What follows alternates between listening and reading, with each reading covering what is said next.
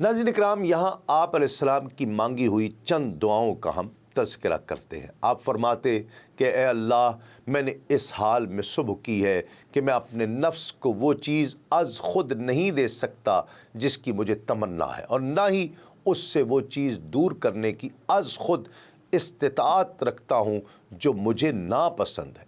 भलाई मेरे अलावा किसी और ही के दस्ते कुदरत में है। मैंने ख़ुद को अपने आमाल के बदले गिरवी रखते हुए सुबह की है, लिहाजा कोई फ़कीर ऐसा नहीं जो मुझसे बढ़कर तेरा मोहताज हो। बस तू मेरी मुसीबत को मेरे दीन की मुसीबत न बना और दुनिया को मेरा सबसे बड़ा मकसद न बना, और मुझ पर उसे मुसल्लत ना फरमा जो मेरे ऊपर रहम न करे। फिर उसके बाद आप अलैहिस्सलाम मरीज़, अपाहज, नाबीना और जुनून वग़ैरह के मर्ज़ में मुब्तला अफराद की तीमारदारी करते वक्त यूँ दुआ फरमाया करते कि ए अल्लाह, तू ही आसमानों वालों का भी माबूद है और ज़मीन वालों का भी। आसमान व ज़मीन में तेरे सिवा और कोई माबूद नहीं है। तू ही ज़मीन व आसमान में अज़मतों वाला है, दोनों जगह तेरे सिवा कोई अज़मतों का मालिक नहीं।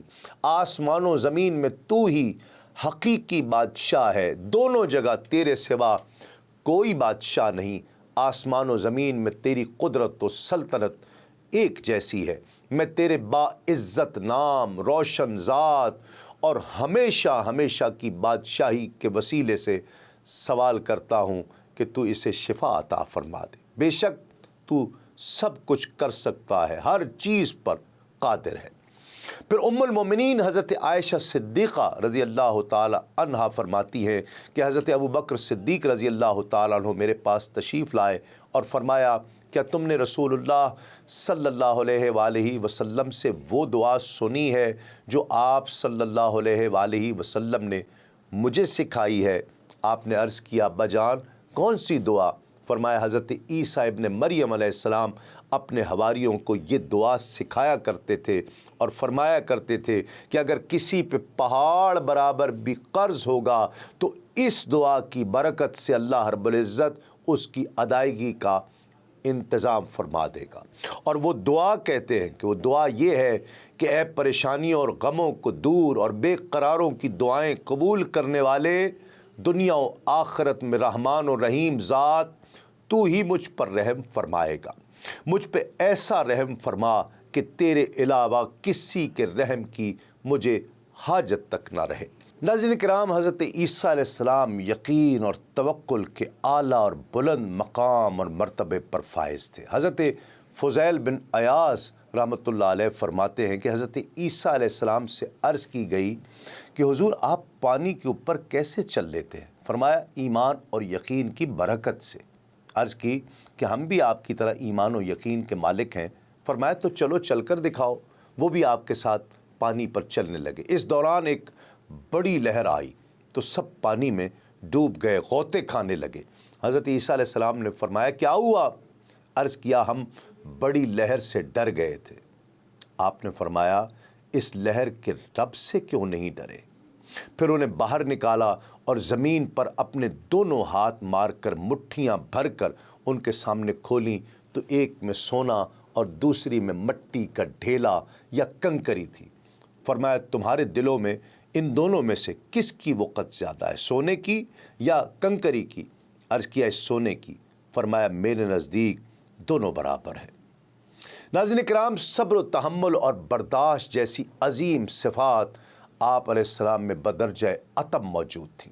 हज़रत अब्दुल्ला बिन मुबारक रहमतुल्लाह अलैह फरमाते हैं कि हज़रत ईसा अलैहिस्सलाम चंद लोगों के करीब से गुज़रे तो उन्होंने आप अलैहिस्सलाम को बुरा भला कहा।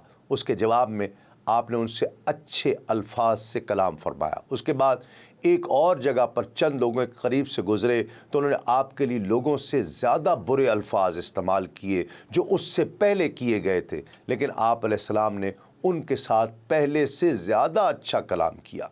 ये देखकर हवारियों में से एक ने अर्ज़ की कि जब लोगों ने आपके लिए ज़्यादा बुरे अल्फाज इस्तेमाल किए तो आपने उनके साथ ज़्यादा अच्छे अल्फाज में कलाम फरमाया, इसमें क्या हिकमत है? इरशाद फरमाया, जिसके पास जो चीज़ हो वो वही दे सकता है।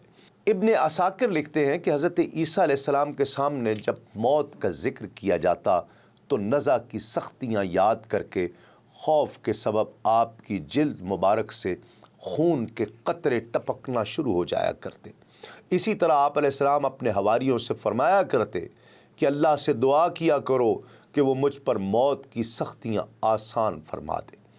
ناظرین کرام، قیامت کا ذکر سن کر آپ کا جو حال ہوا کرتا، جو آپ پر کیفیت طاری ہوا کرتی، اس بارے میں حضرت امام شابی رحمۃ اللہ علیہ فرماتے ہیں کہ جب حضرت عیسیٰ علیہ السلام کے سامنے قیامت کا تذکرہ کیا جاتا تو شدت خوف اور خشیت الہی سے آپ کی چیخ نکل جایا کرتی، اور فرمایا کرتے ابن مریم کے لیے یہی مناسب ہے کہ تذکرہ قیامت کے وقت اس کی چیخ نکل جایا کرے۔